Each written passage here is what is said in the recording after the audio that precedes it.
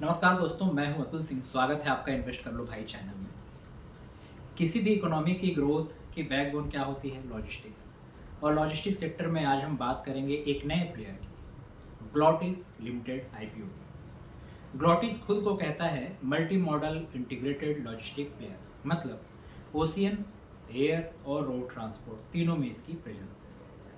ये सिर्फ container movement तक सीमित नहीं है, बल्कि warehousing, cargo handling, 3PL services और कस्टम क्लियरेंस तक की सर्विसेज देता है। लेकिन सवाल ये है, क्या ये इंटीग्रेटेड मॉडल वास्तव में कम्पिटिटिव एडवांटेज देगा, या फिर ये भी उसी भीड़ का हिस्सा है जहां मार्जिन्स ऑलरेडी थिन है। आज हम इस वीडियो में डीप डाइव करेंगे ग्लोटिस का बिजनेस, फाइनेंशियल्स, स्ट्रेंथ, वीकनेसेस और वैल्यूएशन। आखिर में आपको बताऊंगा अपना verdict. Glottis end to end logistic solutions देता है अक्रॉस वर्टिकल्स। इसके ऑपरेशंस 2025 तक काफ़ी बड़े हो चुके हैं। 11 commercial vehicles, 125 shipping line partners, 77 transporters, 59 custom brokers, 26 airlines और 19 ओवरसीज एजेंट्स। FY25 में कंपनी ने 1908 कस्टमर्स सर्व किए अक्रॉस 105 कंट्रीज। कंटेनर हैंडलिंग की बात करें तो 1.86 लाख TEUs तक पहुंचा, जो पिछले साल से 47% ज़्यादा है।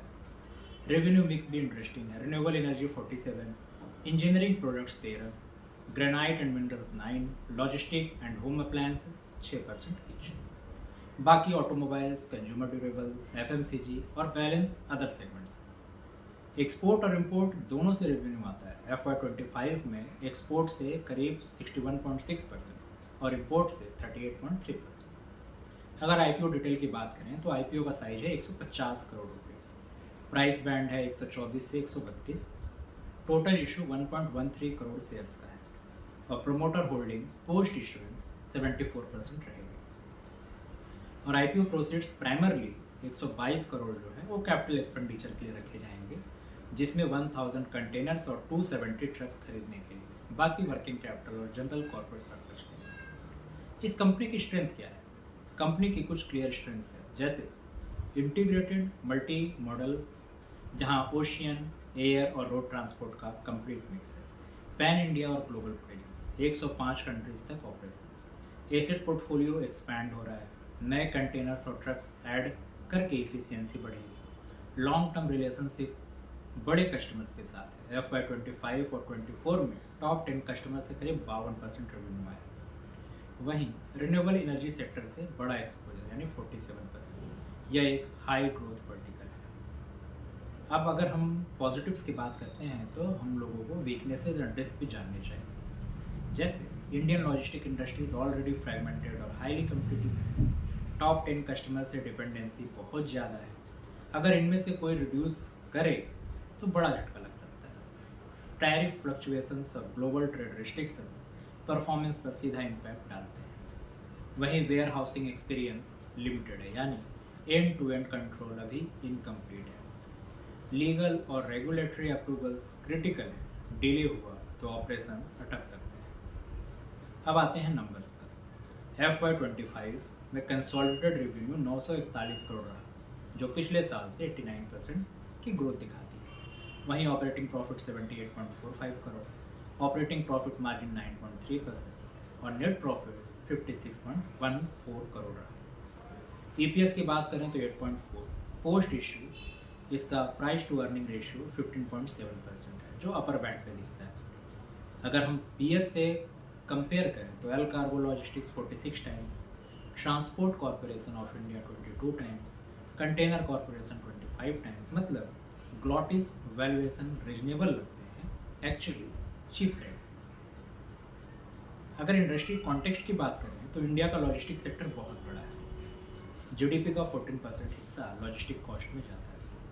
गवर्नमेंट नेशनल लॉजिस्टिक पॉलिसी और PM गति शक्ति प्लान लेकर आई है, जिससे मल्टी मॉडल इंफ्रा को बूस्ट मिलेगा। ई-कॉमर्स और मैन्युफैक्चरिंग हब्स के साथ डिमांड और बढ़ेगी।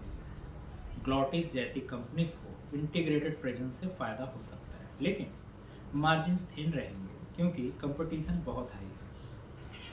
तो इन्वेस्टर्स के लिए क्या टेक अवे है? अगर पॉजिटिव्स की बात करें तो strong growth momentum, FY25 revenue 89% jumps हुए, वैल्यूएशन जो है वो पीयर्स से अट्रैक्टिव लगते हैं, ऑर्डर बुक विजिबिलिटी भी अच्छी है, साथ ही इंटीग्रेटेड सर्विस ऑफरिंग। पर नेगेटिव्स, टॉप 10 कस्टमर्स पर ओवर डिपेंडेंस, हाई कंपटीशन और थिन मार्जिन, रेगुलेटरी और टैरिफ का रिस्क हमेशा, वेयरहाउसिंग और लास्ट माइल लॉजिस्टिक्स कैपेबिलिटी अभी भी सीमित है। तो दोस्तों, अगर आप लॉजिस्टिक्स सेक्टर पर बुलिश हैं और थोड़ा रिस्क लेने के लिए तैयार हैं तो ये आईपीओ आपके लिए रीजनेबल वैल्यूएशन पर एक्सपोजर देता है। लेकिन कंजर्वेटिव इन्वेस्टर्स को ये याद रखना चाहिए कि मार्जिन और ग्रोथ दोनों ही साइक्लिक हैं, शॉर्ट टर्म वोलेटिलिटी पॉसिबल है। तो दोस्तों, यही था मेरा detailed analysis glottis limited IPO पर। हमने बिजनेस, फाइनेंशियल स्ट्रेंथ और रिस्क सब कुछ कवर किया। लेकिन याद रखिए, ये सिर्फ एजुकेशनल वीडियो है, मैं यहाँ बाई या सेल रिकमेंडेशन नहीं दे रहा। आप अपना रिसर्च कीजिए और एडवाइज़र से कंसल्ट करके ही इन्वेस्ट करें। अगर वीडियो अच्छा लगा हो तो लाइक कीजिए, सब्सक्राइब कीजिए और कमेंट में बताइए क्या आप ग्लॉटिस आईपीओ में अप्लाई करेंगे या नहीं। Thank you.